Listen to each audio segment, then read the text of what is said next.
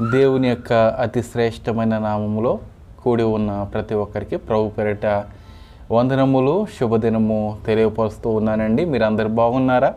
మీ అందరి కొరకు నేను ప్రార్థిస్తున్నాను. దేవుని యొక్క మహాకృపను బట్టి మరొకసారి ఈ యొక్క వాక్యము పంచుకోవడానికి ఆ దేవాది దేవుడు చక్కటి సమయాన్ని, ఒక తరుణాన్ని నాకు అనుగ్రహించి ఉన్నాడు. దేవునికి మహిమ కలుగుగాక. ప్రార్థించుకుని వాక్య పరిచర్లకు వెళ్దాము. పరిశుద్ధుడా, ప్రేమల తండ్రి, మహోన్నతుడా, నీకు కృపను బట్టి మరొకసారి వందనములు ప్రభువా. గడిచిన దినము నుంచి ఈ యొక్క దినం వరకు నీ యొక్క రెక్కల చాటును మమ్మల్ని భద్రపరిచి, కాచి, సంరక్షించి, పోషించి నాయన మాకు కావలసిన ఇవులన్నీ మీరు అనుగ్రహించి మాకు నాయన ఇటువంటి ఊపిరిని మీరు మాకు అనుగ్రహిస్తున్నందుకు నీకు వందనాలు నాయన. మరి నీ చిత్తమైతే ప్రభువా, ఈ యొక్క సమయమందు వాక్యము వినిచుండగా నాయన మరి గ్రహించే శక్తిని ప్రభువా మా యొక్క జీవితంలో నాయన యొక్క వాక్యాన్ని అనుసరించే భాగ్యాన్ని మాకు అనుగ్రహిస్తున్నాడు ఉన్నాం. ఇదిగో ప్రభు యొక్క వాక్యాన్ని చేరవేస్తున్న బిడ్డలను బట్టి, ఈ వాక్యాన్ని వింటున్న బిడ్డలను బట్టి ప్రభువా నాయన ఎన్నో మేలుల కొరకు కనిపెట్టుచున్న బిడ్డలను బట్టి నీకు స్తోత్రములు తెలియజేస్తూ ఉన్నాను. ఈ వాక్యాన్ని విని వారి యొక్క ఆధ్యాత్మికమైన జీవితాన్ని నాయన బలపరుచుకోవడానికి మీరు ఎంతగానో సహాయం చేస్తారని చెప్పుచున్నది నేను కాదు, కానీ నీ యొక్క పరిశుద్ధాత్మ ద్వారా మా అందరితోటి సూటిగా తేటగా మీరు మాట్లాడతారని యేసు నామములో వేడుకుంటున్నాము తండ్రి, ఆమేన్. అందరికీ వందనాలండి. మరి ఈ యొక్క సమయమందు మరి చక్కగా ఈ యొక్క వాక్యము కొరకు ఎదురు చూస్తున్న విశ్వాసులందరికీ ప్రత్యేకంగా వందనాలు తెలియపరుస్తూ ఉన్నాను. నా వాక్యము వేలాది మంది ఎదురు చూడరు, కానీ కేవలము ఒక 30-40 మంది మాత్రమే ఎదురు చూస్తూ ఉన్నారు. వారిలో మీరు కూడా ఉన్నట్లయితే ప్రభు తప్పకుండా మిమ్మల్ని దీవించి ఆశీర్వదించిన గాక, ఆమేన్. మరి యొక్క సమయమందు చక్కటి వాక్యాంశం ద్వారా మీ ముందరికి నేను వచ్చి ఉన్నాను. ఈ రోజున వాక్యాంశం ఏంటంటే ఒక శాశ్వతమైన వరము, ఒక శాశ్వతమైన వరము. ఈ యొక్క వాక్యానికి వెళ్ళక మునుపు చిన్న ప్రార్థన అవసరత నేను కోరుచున్నాను. ప్రియ దేవుని బిడ్డలారా, మరి దూరదేశంలో మా అత్తయ్య గారు మరి ఎన్నో సంవత్సరముల నుంచి మరి మా యొక్క అత్తయ్య గారు ఆ యొక్క దూరదేశంలో పనిచేస్తూ ఉన్నారు. మరి వారు ఇటీవల మరి ఎంతగానో అనారోగ్యానికి గురై ఉన్నారు. మరి కావున వారిని హాస్పిటల్లో పెట్టి ఉన్నారు. వారి కొరకు మనం ప్రార్థన చేద్దామండి. మరి మా అత్తయ్య గారి పేరు సావిత్రమ్మ గారు. మరి దూరదేశంలో హాస్పిటల్లో ఉంటే ఎవరు చూడరు. మరి కేవలము హాస్పిటల్లో ఉన్న నర్సులు మాత్రమే చూస్తారు. వారికి ఎలా ఉంటుందో మనకు తెలియదు. కనుక దేవుడే వారిని లేవనెత్తాలని మన యొక్క అనుదిన ప్రార్థనలో మనం జ్ఞాపకం చేసుకుందాం. మరి పేరైతే సావిత్రమ్మ గారు. వారి కొరకు మనం ప్రార్థన చేద్దాం. అయితే ప్రియ దేవుని బిడ్డలారా, ఈ రోజున ఒక శాశ్వతమైన వరము అనే అంశాన్ని బట్టి వాక్యాన్ని తెలియజేయాలని నేను ఆశపడుచు ఉన్నాను. మరి ఈ యొక్క అంశానికి అనుగుణముగా ఒక చక్కటి వాక్యాన్ని నేను ఏర్పాటు చేసుకుని ఉన్నాను. 1 కొరింథీయులకు రాసిన పత్రిక 15వ అధ్యాయము 51 నుంచి 53 వాక్య భాగం ఒకసారి మనం పరిశీలన చేసినట్లయితే, ఇదిగో మీకు ఒక వరము తెలుపుచూ ఉన్నాను, మనమందరము నిద్రించము గాని నిమిషంలో ఒక రెప్పపాటున కడబోరం రోగగానే మనమందరము మార్పు పొందుదుము. బోరం రోగును, అప్పుడు మృతులు అక్షయులుగా లేపబడుదురు. మనము మార్పు పొందుదుము. క్షయమైన ఈ శరీరము అక్షయతను ధరించుకునవలసి ఉన్నది, మర్తయనను ఈ శరీరము అమర్తతను ధరించుకొనవలసి ఉన్నది. దేవునికి స్తోత్రము కలుగును గాక. ప్రియ దేవుని బిడ్డలారా, ఈరోజు చెప్పసఖ్యము కానీ మరి చక్కటి వరము, శాశ్వతమైన వరము ఏమై ఉన్నదంటే, మన యొక్క మరణము తర్వాత, అంటే క్రీస్తు యొక్క 2వ రాకడ వచ్చిన తర్వాత ఏమి సంభవిస్తున్నది, ఏమి సంభవింపబోచు ఉన్నది అన్నది ఈ యొక్క వాక్యము ఎంతగానో మనకి తెలియపరుస్తూ ఉన్నది. ఈ వాక్యము ఏ విధంగా తెలియపరుస్తున్నది? మన యొక్క శరీరము ఏమి పొందుకుంటుందంటే, మరి మహిమ శరీరముగా అంటే దేవదూతల వలె ఉండే రీతిగా మనకు శరీరము ఉంటుందని ఈ వాక్య లేఖనాలు మనకి తెలియజేస్తూ ఉన్నాయి. చాలామంది మరి కుటుంబాల్లో మరి ప్రియమైన వారు చనిపోయినప్పుడు వారి కొరకు ఎంతగానో కుటుంబం అంతయు దుఃఖపడుతూ ఉంటారు. వారు ప్రాముఖ్యమైన వ్యక్తులైతే ఆ యొక్క గ్రామము సంఘము కూడా ఇటువంటి వ్యక్తిని నేను కోల్పోయి ఉన్నాను, ఇటువంటి వ్యక్తురాలను నేను కోల్పోయి ఉన్నాను మరి అని వారు ఎంతగానో కలత చెందుతూ ఉంటారు. కానీ దేవుడిస్తున్న వాగ్దానం ఏంటి? ఈ యొక్క కొరింథు సంఘాల్లో ఇంచుమించుగా 18 నెలలో పౌలు అక్కడ నివాసము చేసి ఆ కొరింథు సంఘాలకి, ఆ యొక్క కొరింథు సంఘానికి మరి దేవుని యొక్క వాక్యము విత్తుచూ ఉన్నాడు. ప్రియ దేవుని బిడ్డలారా, ఎందుకని అన్ని నెలలు, అన్ని రోజులు, అన్ని నెలలో ఎందుకని ఉన్నాడంటే వారు వింటున్నారు వాక్యాన్ని, కానీ విని దాన్ని గ్రహించలేని స్థితిలో ఉంటూ ఉన్నారు. ఈ రోజులు కూడా మనము కూడా దేవుని యొక్క వాక్యము వింటున్నాము, కానీ దానిని అనుసరించే రీతిగా ఉండట్లేదు. దేవుని యొక్క వాక్యాన్ని మనం విత్తుచున్నాము, కానీ అనుసరించే రీతిగా మన యొక్క జీవితాలు ఉండటం లేదు. ఏమండి, ఒక దేవుని యొక్క వాక్యము చెప్పేవాడుగా కాదు, కానీ ఆ వాక్యాన్ని చెప్పి దానిని నెరవేర్చుకుంటూ ఆ యొక్క జీవితాన్ని పొందుకునే రీతిగా ఉన్నట్లయితే అది దేవునికి మహిమ, దేవునికి స్తోత్రము కలిగిన గాక. ఒక పాట పాడేయడము కాదు, ఒక ప్రార్థన చేసేయడము కాదు, ఒక పరిచర్య చేసేయడము కాదు, ఒక ఆత్మను దేవునికి సన్నిధానంలో నిలబెట్టడమే కాదు. నీ యొక్క ఆత్మ ఎలా ఉన్నది, నీ యొక్క శరీరం ఎలా ఉన్నది, నీ యొక్క ఆలోచన ఎలా ఉన్నది. అతన్నైతే నీవు మందిరానికి తీసుకొస్తున్నావు, నీ ప్రార్థన ద్వారా మరొక ఆత్మ వెలిగించబడుతూ ఉన్నది, నీ యొక్క వాక్యం ద్వారా మరొక ఆత్మ వెలిగించబడుచున్నది. చెప్పిన వాడు ఆత్మ వెలిగించబడటం లేదు. ఈ రోజుల్లో పరిస్థితి ఇలాగనే ఉన్నది. చెప్పేవారిగా ఉన్నాము, కానీ దానిని అనుసరించి నడుచుకునే వారిగా మనము లేము. అందుకని ఈ యొక్క కొరింథు సంఘంలో వారు వింటూ ఉన్నారు, అవును అని అంటూ ఉన్నారు, కానీ గ్రహించలేని స్థితిలో వారు ఉంటూ ఉన్నారు. అందుకనే పౌలు ఆ యొక్క సంఘానికి పదేగా మరి మాట్లాడుతూ ఉన్నాడు. ఇదిగో మీకు ఒక మర్మము తెలుపుచున్నాను, మనమందరము నిద్రించము గాని నిమిషములో ఒక రెప్పపోటున కడబోరం రోగగానే మనమందరము మార్పు పొందుదము. బోరం రోగును, అప్పుడు మృతులు అక్షయులుగా లేపబడుతురు. మృతులు ఎలా లేపబడతారంట? మరి అక్షయతను పొందుకుంటారు, మహిమ శరీరం పొందుకుంటారు, తేజరిల్లుతూ ఉంటారండి. ఒక స్టార్, మరి పెద్ద స్టార్.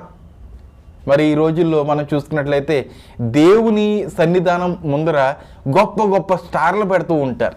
ఏమండి, ఇంటిలో స్టార్, ఇంటిలో బారు, పైన స్టార్, ఇలాగున జీవితాలు ఉంటూ ఉంటాయి. అయితే ప్రియదేవుని బిడ్డలారా, మనలను దేవుడు ఏం చేస్తున్నాడంట? ఆ యొక్క దినమందు ఒక స్టార్గా నిలబెడుతూ ఉన్నాడు. ఒక మహిమ శరీరముగా, ఒక కాంతివంతమైన శరీరముగా దేవుడు మరి నిలబెట్టబోచూ ఉన్నాడు. ప్రియదేవుని బిడ్డలారా, అటువంటి రీతిగా నీవు నేను ఉండాలంటే దేవుని యొక్క వాక్యాన్ని మనము అనుసరించాలి. ఆ యొక్క వాక్యాన్ని చేత పట్టుకొని ఇతరులను వెలుగులోనికి నడిపించాలి. మనం పాపములో ఉండి ఇతరులను వెలుగులోకి నడిపించాలంటే అది అసంభవము. ఒక గ్రుడ్డివాడు మరొక గ్రుడ్డివానికి త్రోవ చూపించడము అసంభవము. ఈ రోజున దేవుని యొక్క వాక్యం చెప్తున్న నేనైనా నువ్వైనా, ప్రార్థన చేస్తున్నది నేనైనా నువ్వైనా, ఏమండి పాట పాడుతున్నది నేనైనా నువ్వైనా, సరైన జీవితము మనము అనుభవించకుండా మరి ఇతరులను మరి నీవు ఇలాగున ఉండాలి, అలాగున చేయాలి, నువ్వు ప్రార్థన చేయాలంటే ఏ ఆత్మ కూడా వెలగబడతాం.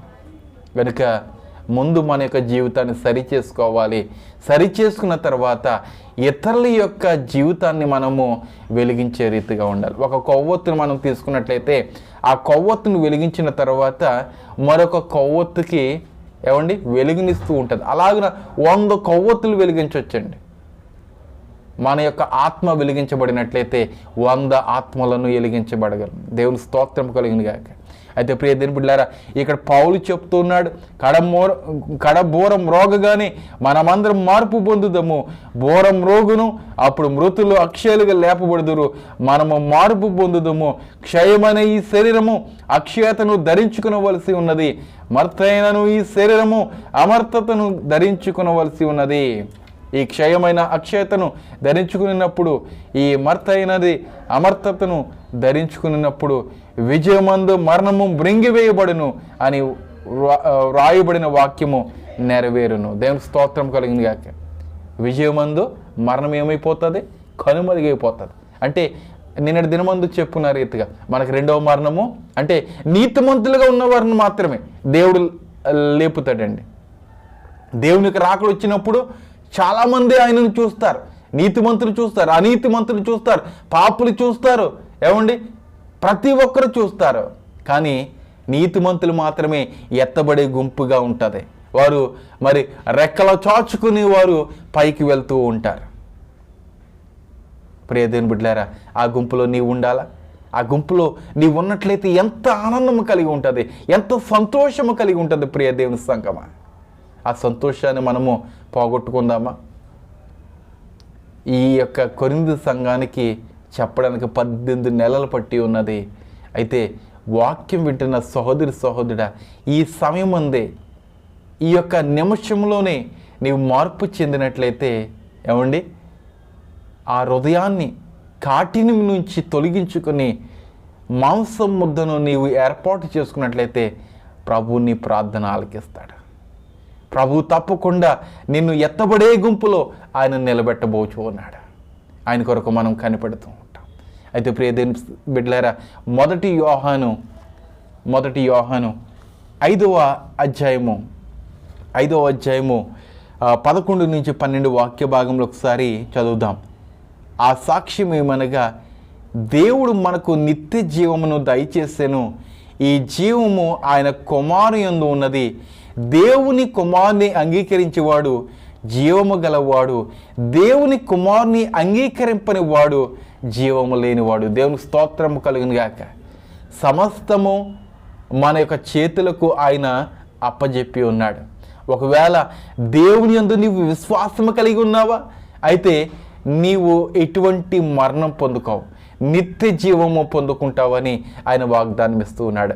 ఇక్కడ మరి 3వ అధ్యాయం, యోహాను సువార్త 3వ అధ్యాయము 16వ వాక్య భాగంలో, తన యొక్క అద్వితీయ కుమారుని యొక్క లోకానికి పంపించి ఉన్నాడు, ఆయన యొక్క కుమారుని యందు విశ్వాసము కలిగిన వారిని నిత్య జీవానికి నడిపిస్తానని అక్కడ వాగ్దానం చేస్తున్నాడు. అలాగనే ఈ యొక్క మొదటి యోహాను 5వ అధ్యాయం 12వ వాక్య భాగంలో కూడా, ఎవరైతే ఆయనను విశ్వసిస్తారో వారికి నిత్య జీవము కలగజేయుదునని ఈ వాక్యము తెలియజేస్తున్నది. ఎంత ఊరట మనకు కలగజేస్తున్నది ఈ యొక్క చివరి దినాల్లో మనకు కావలసిన వాక్యాన్ని ఎంతోమంది సేవకుల ద్వారా దేవుడు కనపరుచుకుంటున్నారు. ప్రియ దేవుని బిడ్డలారా, ఏ సమయానికి ఏమండి ఏ వాక్యము ఈ లోకానికి అందాలో ఆయనకు తెలుసు. అలాగనే ఈ యొక్క చివరి దినాల్లో కూడా కడబోరం రోగకు ముందు ఏమండి మరి దేవుని యొక్క వాక్యం ఇలాగున టెలివిజన్ ద్వారా, యూట్యూబ్స్ ద్వారా, ఫేస్బుక్ ద్వారా ఎన్నో విధాలుగా రివైవల్ మీటింగ్స్ ద్వారా ఈ వాక్యాలను దేవుడు మనకి అనుగ్రహిస్తూ ఉన్నాడు. ఆయన చిత్తము లేనిదే ఏది జరగదు. మరి వాక్యం విత్తాలన్నా, ఆ సమయంలో ఏ వాక్యం రావాలన్నా సమస్తము దేవుని యొక్క వశములోనే ఉంటుంది. ఈరోజు చెప్తున్నది నా నోటి మాటలు కాదు, ఆయన యొక్క పరిశుద్ధాత్మ సహవాసము, ఆయన యొక్క పరిశుద్ధమైన మాట నా నోటికి లేకపోతే నేను తెలియజేయలేను. ఆయన ఒక బూరగా నన్ను వాడుకుంటున్నాడు, ఆయన ఒక పాత్రగా నన్ను మాత్రమే వాడుకుంటున్నాడు. ఆయనకే మహిమ కలుగునుగాక. అది నాకు కాదండి, సమస్తము దేవునికి మహిమ కలుగునుగాక. ఈరోజు ప్రియ దేవుని బిడ్డలారా, చాలామంది సేవ చేస్తున్నారు వారికి మహిమ తెచ్చుకోవడానికి. ఏమండి, వారికి మాత్రమే మహిమ, దేవునికి కాదండి. ఒక అతను మొన్న ఒక 2 వారముల క్రితము పుట్టినరోజు జరుపుకున్నాడండి. కొన్ని కోట్ల రూపాయలు అక్కడ ఖర్చు పెట్టి ఉన్నాడు. ఆయన కొరకు ఒక పాట రాయించేసుకున్నాడండి. ఒక పాట రాయించేసుకున్నాడు. ఇంకా ఆయన ఇస్తున్న పోజ్ ఏంటంటే సిలువలాగా నేనే రక్షిస్తాను, కమ్ అని ఆయన పిలుస్తున్నట్లుగా ఇలాగ నా చేతులు చాస్తున్నాడు యేసుక్రీస్తు వలె. కొన్ని రోజులకి నేనే యేసుక్రీస్తుని అంటాడేమో. అలాగని అంటున్నారండి చాలామంది. ఏమండి, మొన్నటి దినమందు హైదరాబాదులో ఒక స్త్రీ నేనే యేసుక్రీస్తుని అంటూ ఉన్నది. గమనించండి ప్రియ దేవుని బిడ్డలారా, వాక్య లేఖనాల్లో మనం చూసినట్లయితే యేసుక్రీస్తు రెండవ రాకడ వచ్చినప్పుడు ఈ భూమి మీద ఆయన నడవడం గమనించండి. ఆయన మధ్యాకాశంలోనే ఉంటాడు.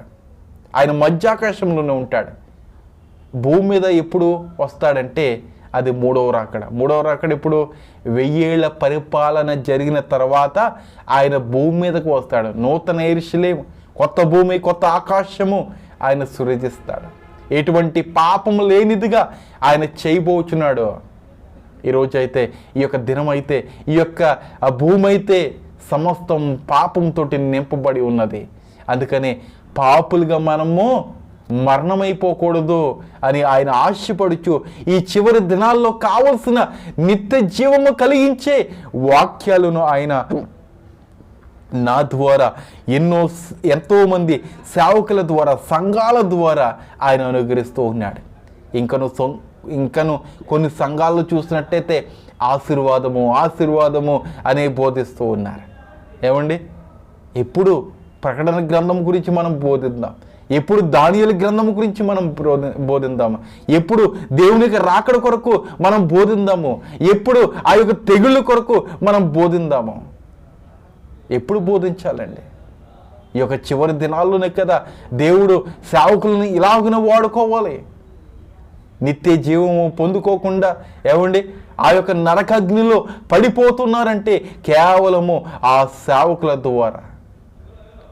ఏమండి, సేవకులకు ఎన్నంచులు తీర్పు, 2 అంచులు తీర్పు. ఒకటి వారి యొక్క సేవా పరిచర్య, రెండవది వ్యక్తిగత జీవితం. ఒక విశ్వాసికి అయితే ఒక్క పరీక్ష మాత్రమే, కానీ సేవకులకి 2 పరీక్షలు ఉంటాయి, 2 తీర్పులు ఉంటాయి. విశ్వాసికి 1 తీర్పు మాత్రమే. అందుకని సమయం ఉన్నప్పుడే సద్వినియోగం చేసుకోవాలి. సమయము పోనీయక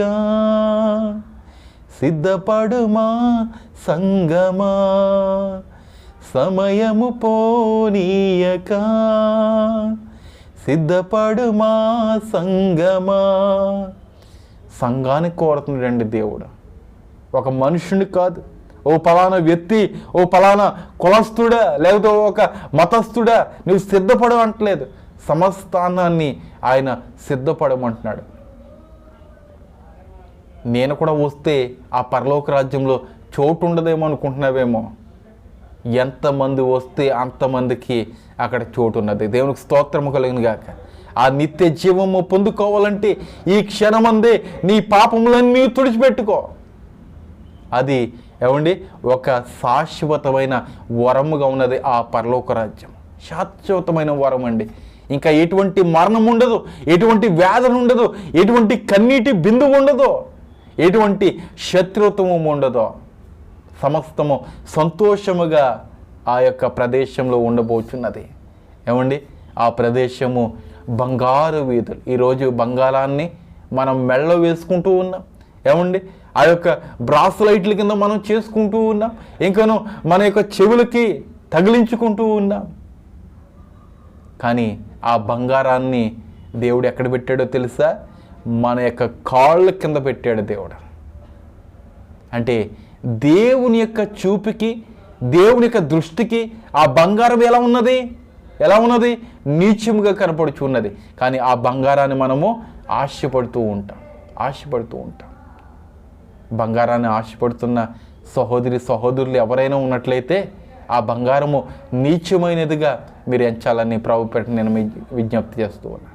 అయితే ప్రియ దేవుని బిడ్డలారా, రోమ పత్రిక ఒకసారి మనం చూసినట్లయితే 2వ అధ్యాయము 7వ వాక్య భాగము ఒకసారి పరిశీలన చేసినట్లయితే, సత్క్రియను ఓపికగా చేయొచ్చు, మహిమను ఘనతను అక్షయతను వెదుకు వారికి నిత్య జీవము నిచ్చును. దేవుని స్తోత్రము కలిగింది కాక.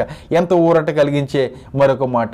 సత్క్రియను ఓపికగా చేయొచ్చు, మంచి పనులు చేయొచ్చు. ఏమంటే మంచి పనులు అంటే ఒకరిని ఆదరించుట. ఒక విధవరాలను మనం ఏం చేయాలి? ఆదరించాలి. వారికి ఏదైనా కావాలంటే మనం పోషించాలి. ఎవరైనా బీదవాడు ఉంటే బీదవాడిని మనం ఆదరించాలి.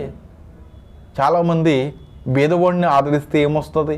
ఒక ధనికుడి దగ్గరికి వెళ్ళి ఆ ధనికుడికి ఒక ప్రశస్తమైన ఒక బహుమతి ఇచ్చామంటే నన్ను గుర్తుపెట్టుకుంటాడు. ఏమండి, అంతే కదా మానవులుగా మనం ఆలోచన చేసేది.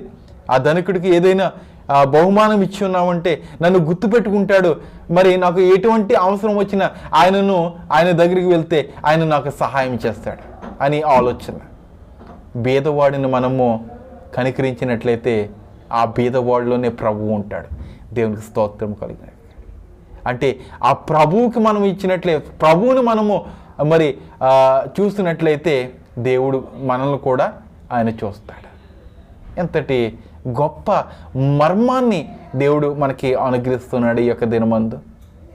చెప్పసఖ్యము కానీ వరాన్ని దేవుడు మనకు అనుగ్రహిస్తూ ఉన్నాడు.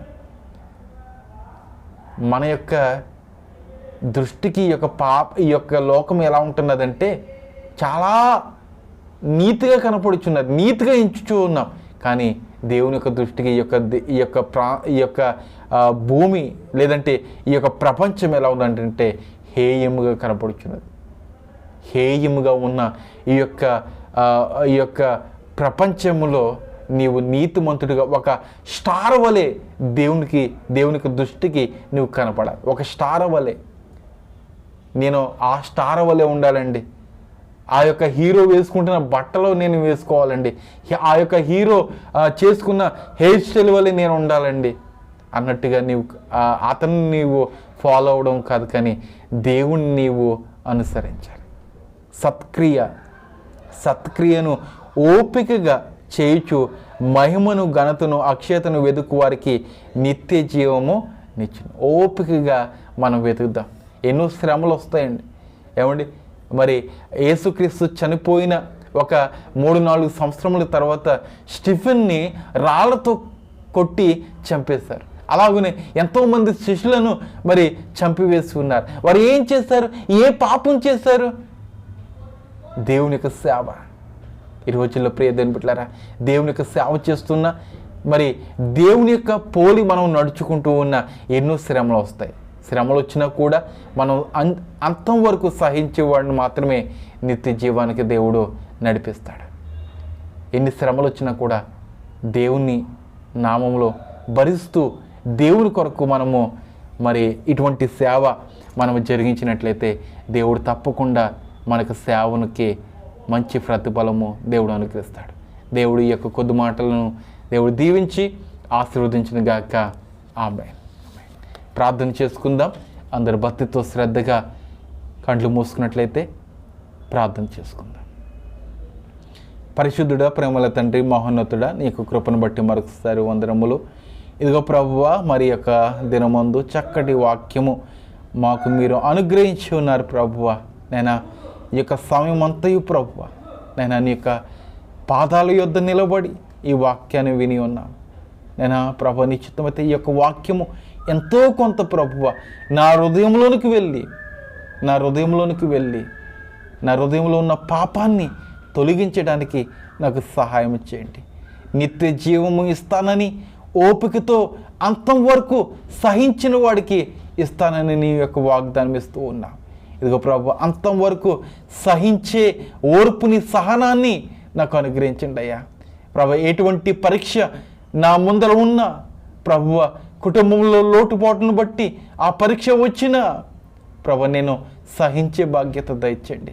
నమ్మకంగా ప్రార్థించే బాధ్యత నాకు అనుగ్రహించండి ప్రభు. ప్రార్థన వల్లే కదా ఎన్నో గొప్ప కార్యములు మేము పొందుకునేది. ప్రార్థన వల్లే కదా ప్రభువా మాకు ఇవ్వులన్నీ మేము పొందుకునేది నాయన. ప్రభా, నిత్యము నీ యొక్క సన్నిధానంలో గడిపే యోగ్యత మాకు అనుగ్రహించండి. ఇదిగో ప్రభా, ప్రత్యేకంగా మేము ప్రార్థిస్తూ ఉన్నాం నైనా. మరి సావిత్రమ్మ గారిని మీరు జ్ఞాపకం చేసుకోండి అయ్యా ప్రభా. ఇంకను 2-3 దినాలు ప్రభువ మరి యొక్క హాస్పిటల్లో ఉండాలని ప్రభా తెలియజేస్తూ ఉన్నారు. నీ చిత్తమైతే ప్రభా బిడ్డను లేవనెత్తండి ప్రభువ. నేను బిడ్డను మీరు ముట్టండి, స్వస్థపరచండి ప్రభువ. నీకు వందనాలు. నీకు అసాధ్యమైనది ఈ లోకంలో ఏదీ లేదు ప్రభువ. అలనాటి దినంలో ప్రభువ చనిపోయిన లాజర్ను ప్రభువ మీరు లేపి ఉన్నారు తండ్రి. ఎంతోమందికి స్వస్థతనిచ్చి ఉన్నారు తండ్రి. ఈ యొక్క సమయం ముందు నీ యొక్క ప్రియ కుమార్తె కొరకు నేను ప్రార్థిస్తూ ఉన్నాను తండ్రి. నీ చిత్తమైతే శిరస్సు నుంచి అరికాల నుంచి శిరస్సు వరకు బిడ్డ మీరు ముట్టండి, స్వస్థపరచండి, లేవనెత్తండి ప్రభువ. ఆ యొక్క డాక్టర్స్ ఏ వైద్యము వారికి అనుగ్రహిస్తూ ఉన్నారో నైనా మరి త్వరగా ఆ యొక్క శరీరము ఉత్తేజపరుస్తున్నాడు ఇచ్చి ఉన్నాం తండ్రి. నీ చిత్తమైతే తండ్రి నైనా మరి ఇంకను ఆయా ప్రాంతాల్లో ఉన్న ఎవరైతే అనారోగ్యంగా ఉన్నారో ప్రతి ఒక్కరిని మీరు ముట్టండి, స్వస్థపరచండి. ఇదిగో ప్రభా, నీ చిత్తమైతే తండ్రి ప్రార్థనలో ఏకీపిస్తున్న వాక్యాన్ని వీక్షిస్తున్న బిడ్డలను ప్రత్యేకంగా మీరు దీవించండి. ఇక ప్రభా, దూరదేశంలో ఉన్న మా యొక్క ప్రియులు విశ్వాసులు నైనా దూరదేశాల నుంచి ప్రభువా నైనా మరి స్వదేశానికి రావాలని ఎంతోమంది ప్రభా ప్రయత్నం చేస్తూ ఉన్నారు నైనా. వారికి ప్రయాణ కాలం మంది మీరు తోడుగా ఉండండి, సహాయం వచ్చేయండి నైనా. మీరు సహాయం చేయగల గొప్ప దేవుడు ప్రభువా. ఈ చిత్తమైతే తండ్రి నైనా బాలరాజు గారిని మీరు జ్ఞాపకం చేసుకుని వారు కూడా మరి దూరదేశం నుంచి స్వదేశానికి రాబోచు ఉన్నారు. వారి యొక్క ప్రయాణ కాలం మంది మీరు తోడుగా ఉండండి, సహాయం చేయండి. అలాగనే ప్రభువ వినోద్ బాబు గారిని మీరు జ్ఞాపకం చేసుకుని వారు కూడా మరి స్వదేశానికి రాబోచున్నారు. వారు కూడా మీరు సహాయం ఇచ్చేయండి నాయన. ఇదిగోనైనా ఈ యొక్క మినిస్ట్రీ కొరకు నాయన ప్రార్థిస్తున్న బిడ్డలను బట్టి నీకు వందనములు ప్రభువ. ఇదిగోనైనా నాకున్న ఆర్థిక సమస్యను కూడా మీరు తొలగించి ప్రభువ ఈ యొక్క చదువులను నేను కొనసాగించుకోవడానికి నేను మరి నీ యొక్క ధనం ఇచ్చి నన్ను నడిపిస్తానని వచ్చి ఉన్నాను. ఆదరించండి ప్రభు నిశ్చితమైతే తండ్రి నేను ఎవరైతే గర్భఫలముల కొరకు ఎదురు చూస్తున్నారో వారికి గర్భాలు మీరు ముట్టండి, స్వస్థపరచండి. ఇదిగో ప్రభు గర్భాన్ని ఇచ్చిన సహోదరుని బట్టి నీకు వందనాలు. ఆ యొక్క సహోదరికి కావలసిన నేను శక్తిని బలాన్ని దయచేయండి ప్రభు, నీకు వందనాలు. ప్రభు నిశ్చితమైతే తండ్రి ప్రభా నీ యొక్క రాకడ వరకు ఇలాగునే ప్రభా మా యొక్క విశ్వాసాన్ని కాపాడుకునే యోగ్యత మాకు అనుగ్రహిస్తారని నజరేయుడైన యేసు నామములో ఈ కొద్ది విన్నపంలో అడిగి పెట్టుకుంటున్నాము తండ్రి, ఆమేన్. అందరికీ వందనాలండి. శుభదినము. దేవుడు మీ యొక్క కుటుంబాలని దేవుడు దీవించి ఆశీర్వదించిన గాక. ఆమేన్.